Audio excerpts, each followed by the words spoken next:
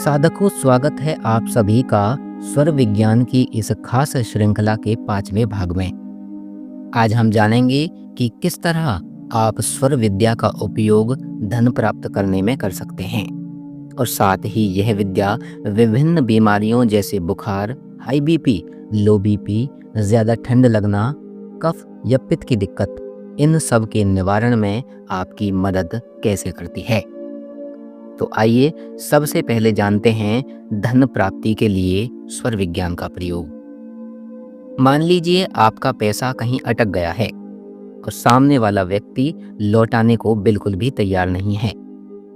ऐसे समय स्वर विद्या से आप सरल प्रभाव से यह उपाय अपना सकते हैं। देखिए, सबसे पहले आप एक तांबे का दिया लीजिए। अगर तांबे का ना मिले तो पीतल का भी उपयोग कर सकते हैं। उसमें रुई की बत्ती रखें और घी से जलाने की तैयारी कर लें। अब अपने स्वर की स्थिति देखें कि इस समय कौन सा स्वर एक्टिव है।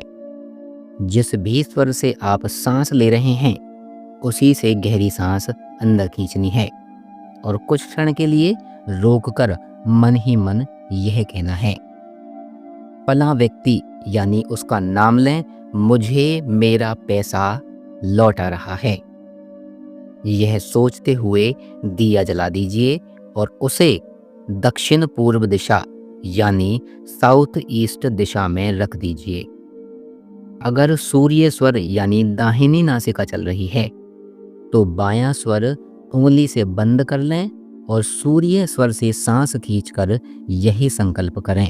और यदि चंद्र स्वर यानी बाएं नासिका चल रहा है तो ठीक इसका उल्टा करना है। इसे कुछ दिनों तक नियम पूर्वक कीजिए। बहुत जल्द ही या तो सामने वाले का फोन आएगा या वह किसी न किसी बहाने आपके पास पहुंचेगा और पैसे लौटाने की बात अवश्य करेगा। धीरे धीरे आपका धन वापस आना प्रारंभ हो जाएगा। ऐसे ही अगर आप नौकरी करते हैं और चाहते हैं कि आपकी सैलरी या प्रमोशन बढ़े तो यह विद्या वहां भी आपकी साथी बन सकती है। आपको अपने यथार्थ और क्षमता के अनुसार संकल्प लेना होगा। उदाहरण के लिए, अगर आपकी तनख्वाह 50,000 है और आप चाहते हैं कि यह बढ़कर 60,000 या 70,000 तक पहुंच जाए तो उतना ही बोलें। अव्यवहारिक या असंभव संकल्प बिल्कुल न लें। व्यवसायियों के लिए भी यही नियम है। मान लीजिए आपकी दुकान या कार्यशाला की रोज की आय 20,000 है। आप स्वर विद्या के माध्यम से यही प्रक्रिया करें और संकल्प लें कि मेरी आज की आय 40,000 है। ध्यान रहे कि जब आपकी इनकम स्थिर रूप से बढ़ जाए तो कम से कम 1 महीने तक उसी आंकड़े पर मंत्रणा करते रहें। ब्रह्मांड की ऊर्जा से तालमेल बैठना जरूरी है।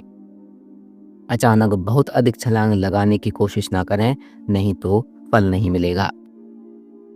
एक और लाभ यह होता है कि स्वर विज्ञान के अभ्यास से अनावश्यक खर्चे कम हो जाते हैं।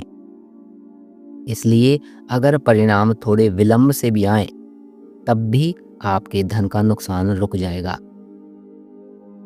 साधकों, स्वर विज्ञान केवल धन ही नहीं, स्वास्थ्य में भी अद्भुत परिणाम देता है।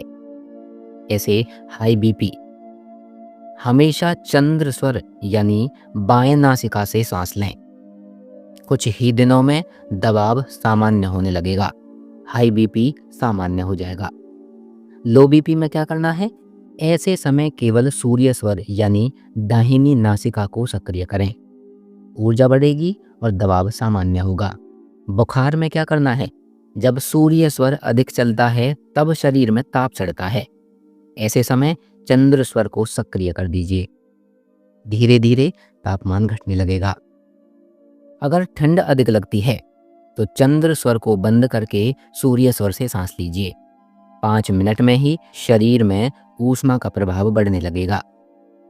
ऐसे ही ज्यादा गर्मी लगे, सूर्य स्वर की सक्रियता कम कर दीजिए और चंद्र स्वर को चलने दीजिए। तुरंत राहत का अनुभव होगा।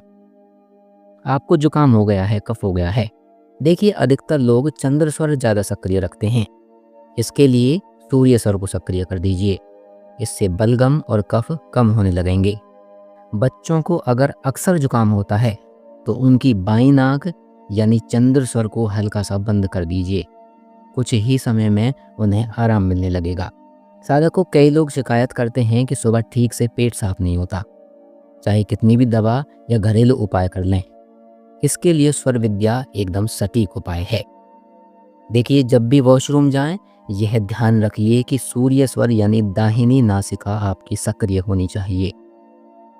यदि चंद्र स्वर चल रहा हो तो उसे रुई या उंगली से कुछ देर के लिए बंद कर लें। लगातार 4-5 दिन ऐसा करने से आपका शरीर सूर्य ऊर्जा के साथ तालमेल बिठा लेगा और आपका पेट साफ होना शुरू हो जाएगा। याद रखिए, अच्छी पाचन क्रिया से ही शरीर स्वस्थ रहता है। अधिकांश बीमारियों की जड़ खराब पाचन ही होती है। साधकों, ये कुछ छोटे छोटे लेकिन बेहद कारगर उपाय हैं। आप इन्हें बिना किसी दवा और खर्च के घर पर ही कर सकते हैं। इससे न केवल आप स्वस्थ रहेंगे बल्कि अपने परिवार और आसपास के लोगों की भी मदद कर पाएंगे। स्वर विज्ञान का यही वास्तविक उद्देश्य है, प्राकृतिक ऊर्जा से सशक्त बनना। इस कड़ी को देखने के लिए आपका हार्दिक धन्यवाद। अगले भाग में हम स्वर विज्ञान से जुड़ी और भी गहरी बातें साझा करेंगे। तब तक आप स्वस्थ रहिए और सकारात्मक बने रहिए। धन्यवाद।